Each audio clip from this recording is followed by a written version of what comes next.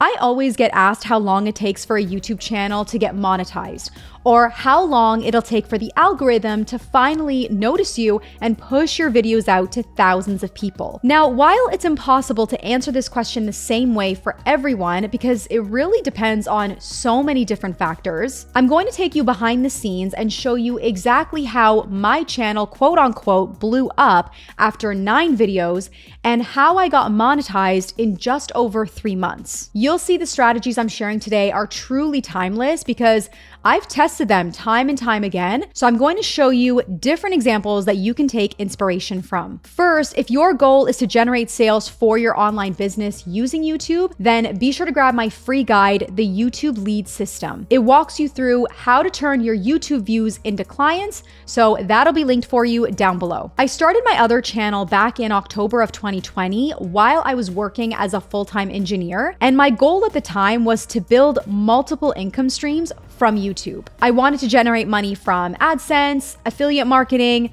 maybe work with some brands, and eventually sell my own products. The problem was I didn't know what I wanted to be known for. I just knew I wanted to help other aspiring entrepreneurs make extra money online from their creative side hustles because that's what I was doing at the time. I was a freelance graphic designer in the wedding industry. So if you look at my older videos, I was focusing on topics like graphic design side hustles, tutorials in Adobe Illustrator and Photoshop, and a few Pinterest videos. Don't ask, I was a little all over the place, but for each of these videos, I did extensive keyword research. I was trying to find keyword phrases that I could rank for as a small, brand new channel. And something I learned years ago that still applies today is when you're brand new, try targeting search traffic because you have a higher chance of ranking at the top of search results for a very specific keyword phrase than you do at going viral through browse traffic, like showing up randomly on the homepage. The first 8 videos I published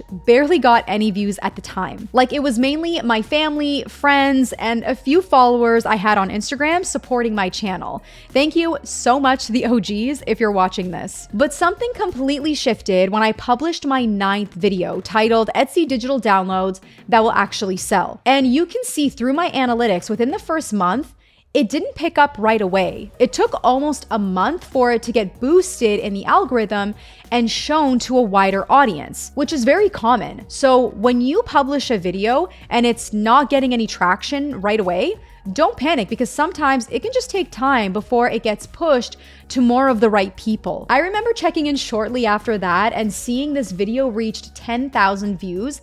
And that was so much for me at the time. I was constantly getting notifications that new people were engaging with it, and my channel was quickly growing in subscribers. So here's what I did for this one. Just like every other video, I did my keyword research first.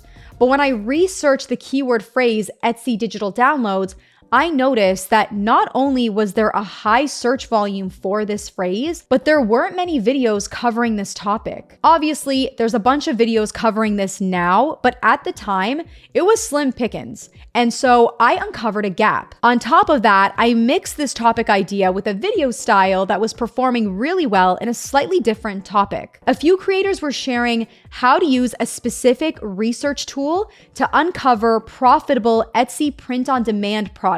But barely anyone was doing this for Etsy Digital Downloads. So I decided to show how to use this keyword research tool to uncover popular digital downloads instead. I figured if I could rise to the top for this search term, Etsy Digital Downloads, and once people decide to click, they're more likely to watch because that video format has already proven to work well. Here's what's even more interesting.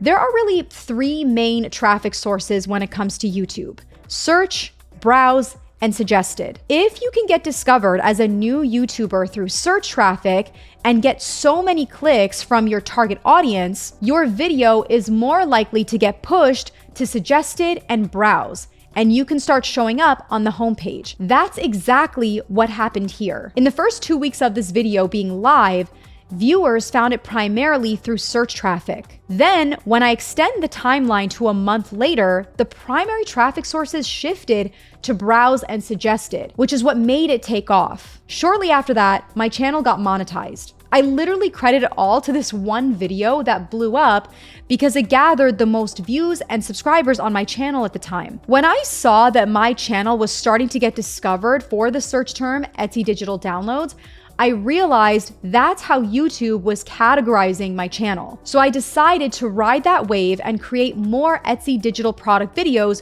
shortly after that. Now, I do want to warn you about something here because I'm not telling you to just chase views and viral trends for the sake of getting bigger and bigger. Only follow this method for topics that make sense for your business. At the time, I was building an Etsy course and it made sense for me to double down on those topics because it was attracting the right people for my offer. But if I went viral for a topic that had nothing to do with the business I was building, I would not ride that wave because I would just keep attracting the wrong people to my channel. And as a reminder, if you haven't grabbed the YouTube lead system yet, which will show you how to turn your YouTube views into clients, you can grab that entirely for free using the link below. So the real reason I was starting to grow much quicker in the beginning is because I started to become known for one thing. And anytime I published a video covering Etsy digital products, my subscribers loved it and they continued to click and watch, which told the algorithm that this content is good quality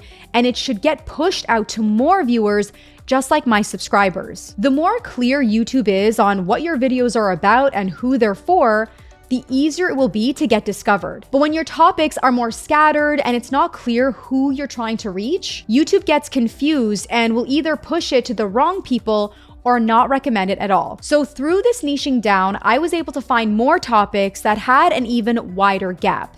The next breakthrough, I would say, is when I found the search term printable wall art. I was selling printable wall art on Etsy and I noticed that not many YouTubers were specifically talking about it at the time. The search volume was really high. I think it was something like 9,000 searches per month, and yet there were barely any videos covering it. However, I noticed that Canva tutorials performed really well.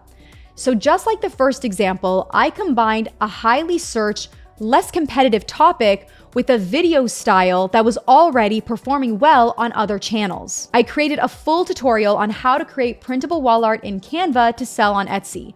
And that video blew up compared to the rest of the recent videos on my channel. Same strategy, slightly different topic. And since I got so much positive feedback from my viewers at the time and many follow-up questions to things I didn't cover in detail, I decided to recreate that video shortly after with more information. And it performed just as well. Now, you might be looking at these examples and thinking, but Sandra, this was years ago. Surely things have changed. Like, does this actually still apply today? And my answer is yes. I'll show you. A few months ago, I did the same keyword research for digital notebook tutorials.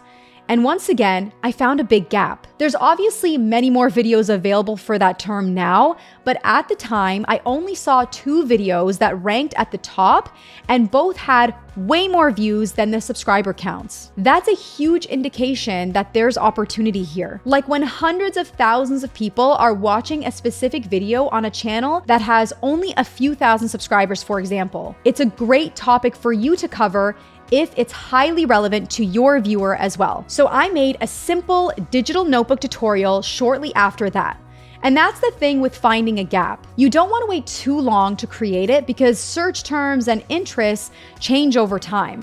And so the sooner you can jump on it, the better, especially if you can be one of the first creators to cover it because you'll build authority on it quicker than others that plan to cover it as well. Now, you might think this video blew up because I already have an audience on my other channel, but it actually has nothing to do with that because most of the people who have viewed that video aren't even my subscribers. They're unique viewers. In fact, 95% of the watch time is coming from viewers that are not subscribed to my channel, proving that this strategy still works. So what did I do after that? I doubled down on that topic again and combined it with a different format that tends to perform well not only on my channel, but other channels in my niche and outside my niche, a challenge video. And I called it How to Sell Your First Digital Notebook in 72 Hours. So how can you now implement this strategy for your own videos? First, download a keyword research tool to determine demand for your topic. I use Keywords Everywhere to determine search volume, but you can also use TubeBuddy, vidIQ, or any other ones you've considered. There are many great options out there. Then check the top performing videos on that specific search term. Is there a clear gap? Are you seeing way more views than subscribers on just a few videos?